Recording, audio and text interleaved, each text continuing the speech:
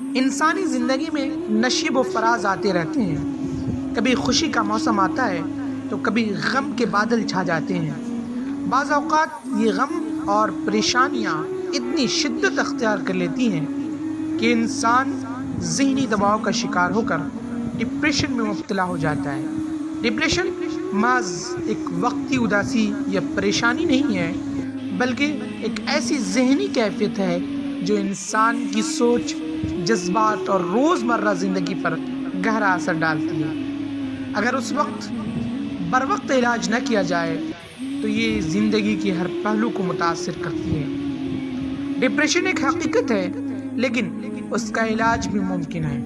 سب سے اہم بات یہ ہے کہ ہم خود کو مایوسی کے اندھیرے میں نہ ڈالیں، حوصلے اور مثبت سوچ کے ساتھ زندگی گزاریں۔ اللہ تعالیٰ نے ہمیں زندگی دی ہے تو اس کا کوئی مقصد بھی ہے۔ ہمیں چاہیے کہ ہم اس مقصد کو پہچانیں اور اپنی زندگی کو بامقصد اور خوشحال بنانے کی کوشش کریں۔ یاد رکھیں، ہر اندھیری رات کے بعد ایک روشن صبح ضرور آئے۔